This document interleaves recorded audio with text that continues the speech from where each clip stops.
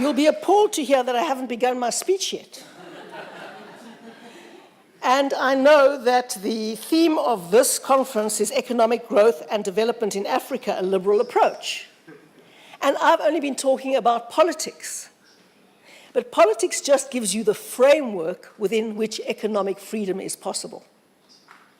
And frankly, you can have economic growth without democracy, but you can't have a liberal democracy without an open economy.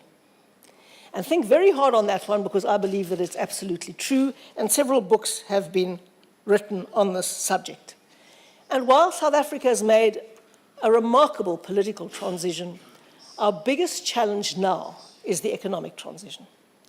Our biggest challenge now is to build an inclusive economy. And if we don't get that right, and if many countries in Africa don't get that right, this wonderful idea of the African century, with the 5 fastest growing economically countries in the world being in Africa, it will turn out to be a false dawn. So how do we ensure that the millions and millions of young people growing up in our societies on this continent can be included in the economy, have some prospects in life, have the opportunities they need, and have the means to make the most of those opportunities? And we stand for concepts that are difficult for young people to understand, very difficult for young people to understand, because they say, what is the government going to do for me? And we say to people, we'll give you an opportunity to make the best of your life.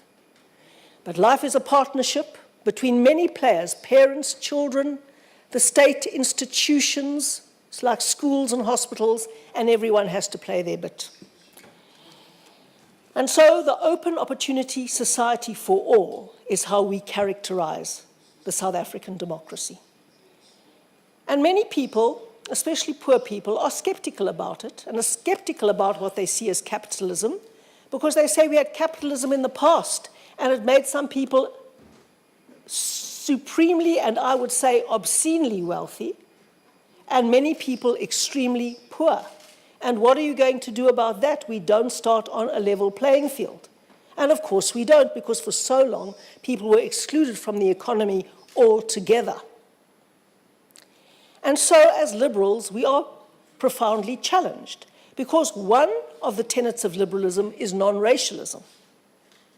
The other tenet is the link between effort and outcome. We believe in open opportunities, not manipulating equal outcomes. But when you have had a past that is so profoundly unequal, and profoundly unequal on a racial basis, we also believe in redress. And how do you marry the principle of redress with the principle of non-racialism? So it's these enormously big issues that we grapple with, and that's why we believe in black economic empowerment that genuinely opens opportunities for all, that supports people in using their opportunities, but doesn't manipulate outcomes in favor of the politically connected. And unless we get rid of patronage in Africa, our economic growth and the rising liberal star will fade away. Because the opposite of the open opportunity society for all is the closed crony society for the politically connected. And if you want one idea that lies at the root of failed economies on our continent, it is because so many of them are run as closed crony networks for the politically connected. And you can have any theory you like, but if a state is run by a big man, and I'm so glad to see some women coming through in Africa, usually it's a big man with connections. The connections serve the big man to stay in power, and he looks after his connections to keep them in power and in wealth, and the network continues from there like a spider's web. You will end up with a failed state. And you will end up with people having to cling to power and use the institutions of state that should be protecting the people from power abuse, using those institutions to keep a power-abusing minority in power. And then you can't have economic growth and you can't have inclusion. And so good governance is the key to economic growth, as our previous speakers have said. But good governance depends on voters who will change their government. We depend on voters who will kick us out if we do wrong. And this is where the great conundrum comes in our country and in our continent. Because we're developing democracies, all of us. None of us can say we are mature, consolidated democracies yet, no matter how much we would like to say that. And the best thing to keep a government accountable is voters who change their mind. Voters who will look at policies, who will make an attempt with one party, who will lend the party their vote, not give it away.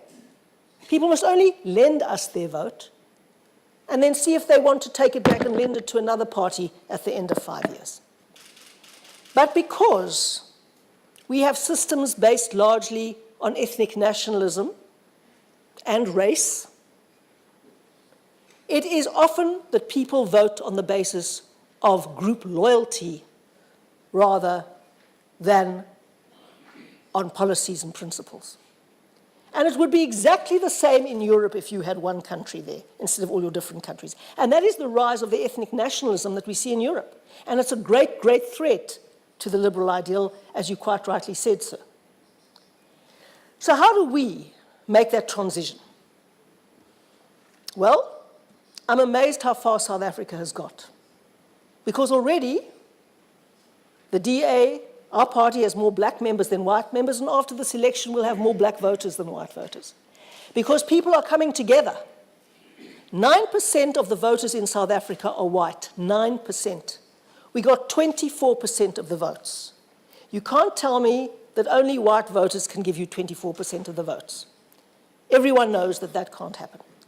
And so when we break the stranglehold of ethnicity and respect everybody's freedom to be who they like, and say if they believe that they need to personally protect other people's freedoms to be who they like, then we belong in the same party. No matter if we're Muslims or Jews or Christians, no matter whether we're black, white, or anything in between, no matter whether we're Zulu or Xhosa or Tswana, that's what we want to do. And that's what we're trying to build.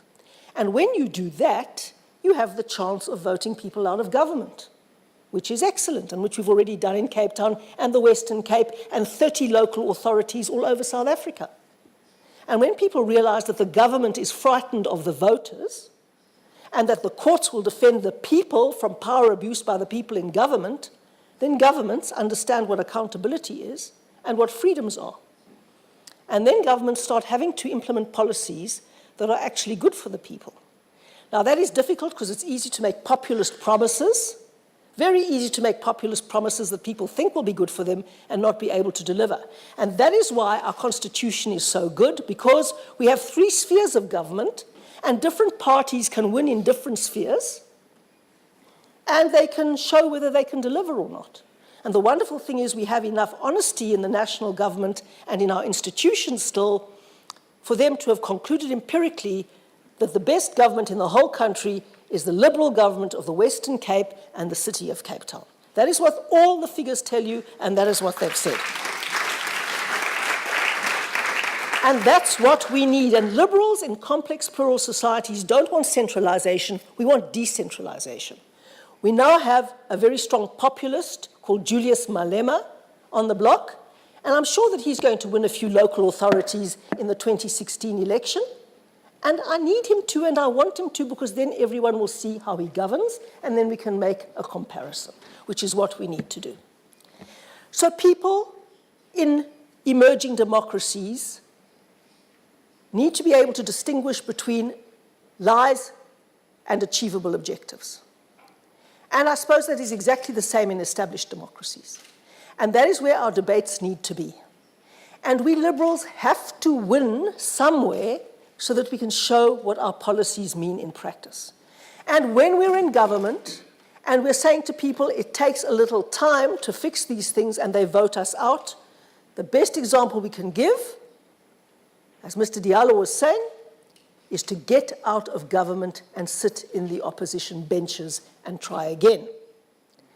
And so we're doing that in South Africa, because when you do that, you can have the confidence of a business community that invests, that grows the economy.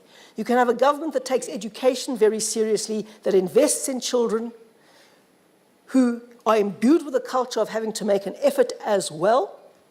And growth and education create inclusivity and opportunity, as do many, many other policies. And so I'm afraid I'm not going to go to my speech, and I want to thank you all very much for writing me such an excellent speech. We will submit it to the conference, and then you can see exactly what our economic policies are and what our vision is.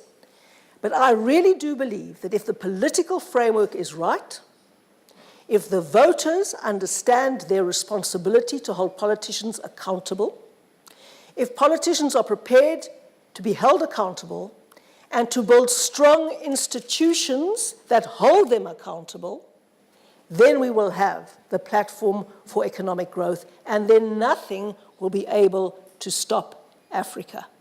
Africa is coming. It is emerging. South Africa is going to be a world leader in making a transition, both politically and economically and socially, in a complex, plural society. We welcome you to the vanguard of that effort in Cape Town and in the Western Cape.